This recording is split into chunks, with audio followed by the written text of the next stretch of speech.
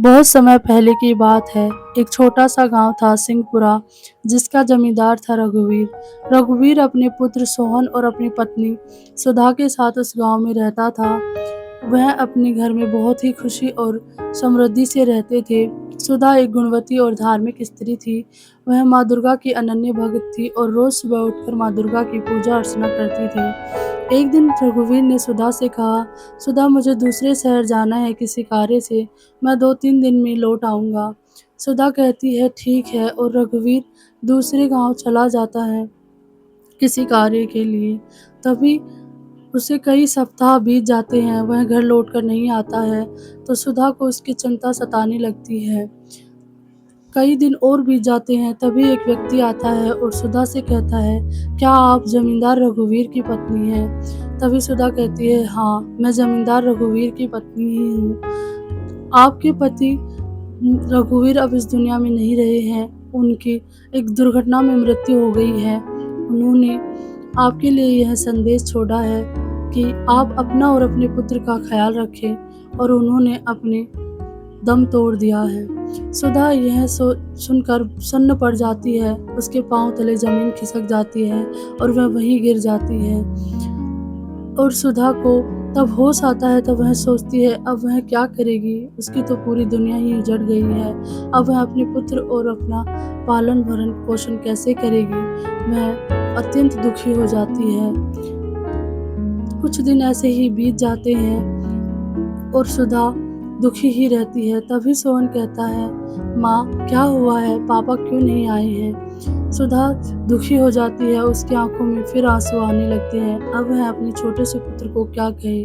तभी सुधा हिम्मत बांधती है और माँ दुर्गा के आगे बैठकर सोचती है, मुझे माँ दुर्गा ने अगर इस स्थिति में डाला है तो वह मुझे इतनी शक्ति भी देंगी कि मैं इस स्थिति से बाहर निकलूं। सुधा माँ दुर्गा के आगे बैठकर अपने आंसू पोंछती है और अपने पुत्र के लिए खड़ी हो जाती है।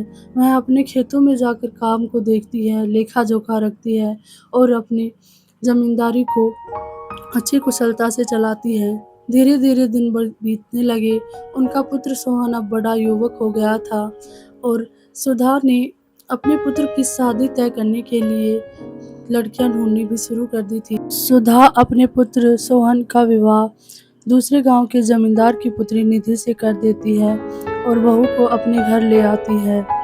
जब निधि देखती है कि सारा कारोबार खुद सुधा ही संभालती है और पैसे और तिजोरी की चाबी भी खुद ही रखती है, तो उसे बहुत ही ईर्ष्या और क्रोध आता है। वह सोहन से कहती है, क्या तुम अपना कारोबार नहीं संभालते? क्या तुम्हारी बूढ़ी माँ ही ये सब संभालती है?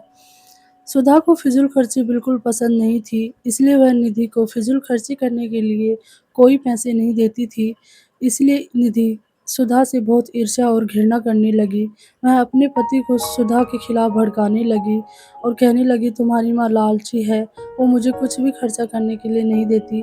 मेरी मूलभूत आवश्यकताओं के लिए भी मुझे पैसे नहीं देती है।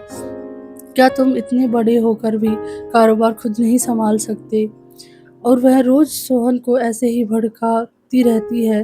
सोहन भी उसकी बातों में आ जाता है और कहता है, तो अब मैं क्या करूं? माँ तो मुझे जमीन और जायदाद नहीं देगी जब तक वह जिंदा है, तब तक।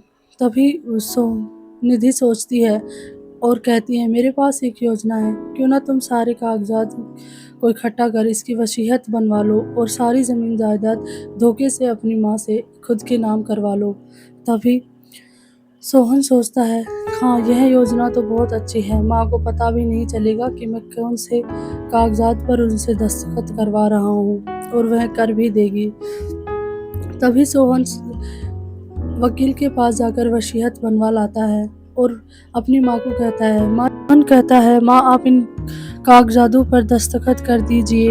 यह ज़मीन का लेखा जोखा है और इसमें बिक्री और इनका सभी का लेखा जोखा है। मैंने इन्हें अच्छी तरीके से जांच लिया है, ये सब सही है। आप इस पर दस्तखत कर दीजिए ताकि मैं इसे मुनीम जी को वहीं में रखने के लिए दे दूँ। सुधा कहती है, लाओ एक बार मैं देख लेती हूँ। तभी सोहन कहता है, क्या माँ आपको मेरे ऊपर विश्वास नहीं है? आप इन पर दस्तखत कर दीजिए, मैंने सब अच्छी तरह से जांच लिए हैं। सुधा कहती है, ठीक है तो लाओ। तभी उनके दरवाजे पर दस्तक होती है।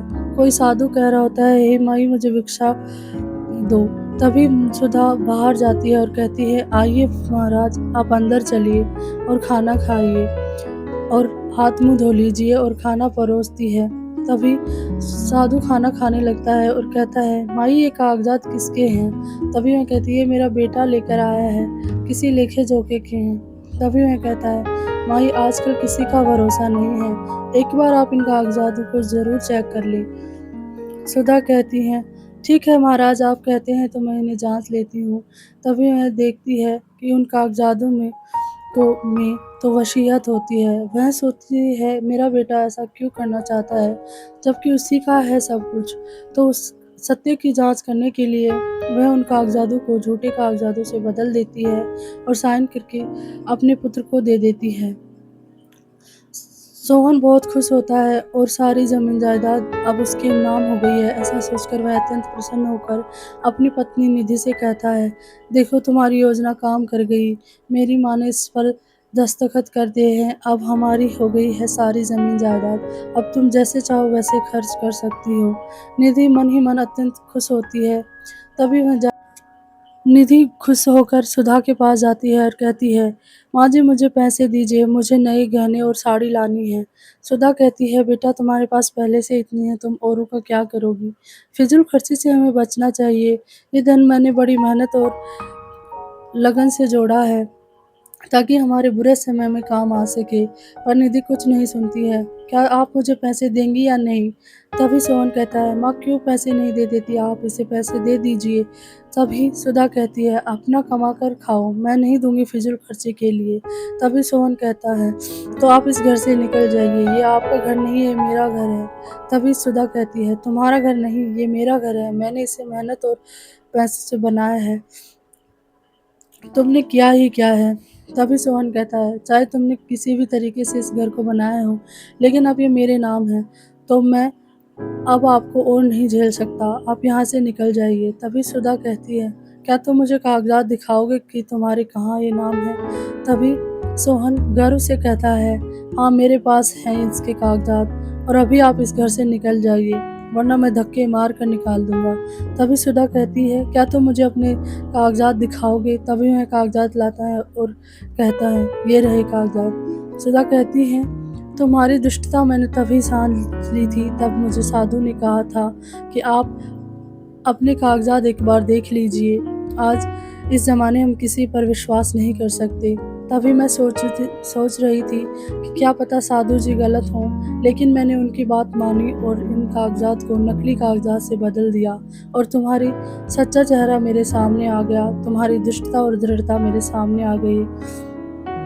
तुमने इतना नीच कार्य किया, वो भी अपनी पत्नी की बातों में आकर। तुम्हें मैंने कितने नाजों से पाला है, कितनी मुश्किलें मैंने तुम्हारी परवरिश में झेली हैं, और तुमने मुझे आज यह सिला दिया है।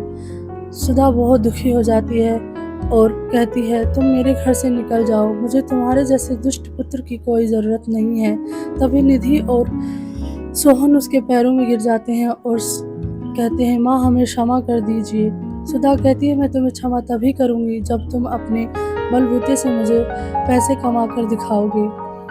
तभी निधि और सोहन को वह घर से निकाल देती है। सोहन और निधि बड़ी मशक्क़त और मजदूरी करके कुछ पैसे कमा कर लेकर आते हैं। तभी सुधा कहती है, अब तुम्हें मैं बताऊं, इन पैसों को अगर मैं चुरा लूं और कहूं ये मेरे ही पैसे हैं, तो तुम्हें कितना बुरा लगेगा। उसी तरह मुझे भी बुरा लगता है। मैंने इस घर को बनाने में अपना पूरा जीवन लगा दिया। तुम्हारे जीवन को सुधारने के लिए मैंने अपने दुखों को भी नज़रअंदाज किया और तुमने मुझे ऐसा सिला दिया।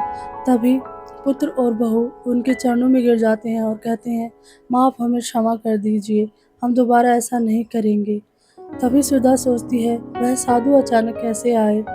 तभी वह माँ दुर्गा के पास जाती है और कहती है, यह सब आप ही की लीला है, आप ही ने मुझे अपने पुत्र और बहू की इस दुष्ट चाल से बचाया है।